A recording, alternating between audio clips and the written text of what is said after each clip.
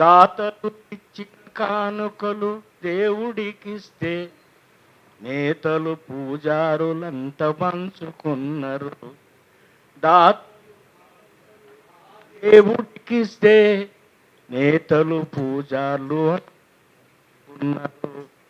అయితే ఈ పాట ఇప్పుడు అనుకుంటున్నాను సార్, పాట రాద్దాం. కానీ నాకు ఈ కార్యక్రమానికి సంబంధించినటువంటి దానికంటే కూడా ఈ రామాలయంలో దోపిడికి అది మహమ్మద్ గజని కేవలం 18 సార్లు మాత్రమే దేశాన్ని దోసుకున్నాడని మనం చరిత్ర చదువుకున్నాం. కానీ అది రోజు దోపిడీ జరిగింది. అది టెంపుల్ కట్టినప్పటి నుంచి అనేది ఇప్పుడు అన్ని విషయాలు బయటపడుతున్నాయి. అసలు ఈ దేవుని గుళ్ళు ఇంత బ్రహ్మాండంగా దీని మీద ఎందుకు కాన్సన్ట్రేషన్ అంటున్నంటే అది ఏటీఎంలు అయిపోయినాయి వాళ్ళకు. ఎట్లా అంటున్నంటే కూర్చుని కష్టపడకుండా చెమట తుక్క ఒడచకుండా కోట్లు గడించాలంటేనే దేవుళ్ళు గుళ్ళు కావాలి, భూములు కబ్జాలు చేయాలంటే దేవుని గుళ్ళు కావాలి, ఇంకా అనేక దోపిడీలకు సంబంధించినటువంటిది మనకు పాఠాలు నేర్పిస్తున్నారు. అయితే ఒక విచిత్రమైన అంశం ఏంటంటే నిన్ననో మనోనో ఎవరొక మాట చెప్తున్నారు, అవునయ్యా అది హిందువుల సొమ్ము, హిందువులు దోచుకోరు, మీకేంటి బాధ అనంట. హిందువుల సొమ్ములు హిందువులు దోచుకోవచ్చు, మరి దొంగలంతా కూడా తెలుగు వాళ్ళు, తమిళ వాళ్ళు, వీళ్ళు కాకుండా అందులో కూడా కులాలు ఉన్నాయి. అందులో హిందూ దొంగలు ఉన్నారు. హిందూ దొంగలు దేశాన్ని దోచుకుంటే మీరు తప్పు పట్టరా మరి? ఇటువంటి తప్పుడు సమాచారం, తప్పుడు చైతన్యం వైపు దేశాన్ని నడిపిస్తున్నటువంటి ఈ యొక్క ఈ ఆగడాలను అరికట్టాలంటే మనం ఇట్లా మీటింగ్లు పెట్టుకునే కంటే immediately action, plan of action. Accountability లేదు అయ్యా. మొత్తం కోట్ల డబ్బులు వసూలు అయితే అకౌంటబిలిటీ లేదు.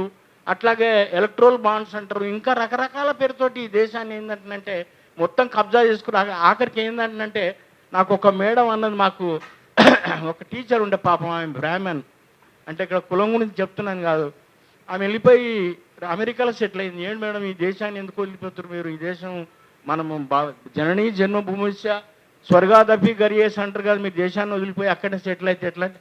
అరే ఈ దేశంలో ఏంది భయ్, మాకు ఇక్కడ ఏంటంటే ఇక్కడ మాకు సెక్యూరిటీ లేదు, రేపు మమ్మల్ని నిలగొట్టేస్తారు, ఎప్పటి నుంచి అంటారు మీరు విదేశీయులని, బయట దేశంకి వెళ్ళి బతకొచ్చిరని, ముందే వెళ్ళి అక్కడ మేము అడ్డా చేయమస్తే కనీసం మాకు గ్రీన్ కార్డ్ అన్న దొరుకుతుంది అనేసి, అట్లా వీళ్ళన్నీ కూడా ఈ దేశం నుంచి అమెరికాకో, ఆ యొక్క కెనడాకో, లేకపోతే ఆస్ట్రేలియాకో ఈ డబ్బులని పంపిస్తారేమనే డౌట్ కూడా ఉంది. కాబట్టి ఏంటంటే ఇక్కడ ఇమీడియట్లీ పెద్దలందరూ మాట్లాడి ఒక ప్లాన్ ఆఫ్ యాక్షన్ ఏంటంటే అది నిరంతరంగా మొత్తం రోజు ఒక చెవులో జొర్రిగలా గూడు కట్టుకొని ప్రజలను చైతన్యం చేసే విధంగా ప్లాన్ ఆఫ్ యాక్షన్ తీసుకుంటే బాగుంటుంది.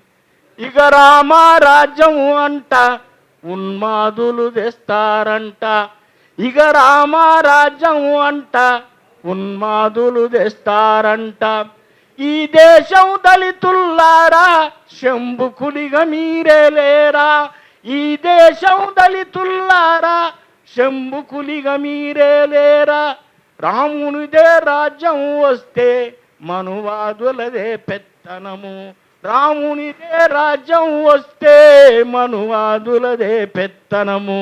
ఇప్పుడు మనకు శంభుగా కగారు జరిగింది, అట్లా ఇంకా అనేక రకాలు జరిగింది. ఇప్పుడు ఏమన్నా అంటే అర్బన్ నక్సలైట్లు అంటారు, ఇంకా రకరకాల పేర్లు, కుక్కను చంపాలంటే పిచ్చి కుక్క అని ఎట్లయితే పేరు పెడతారు అట్లా రకరకాల పేర్లు పెడుతున్నారు.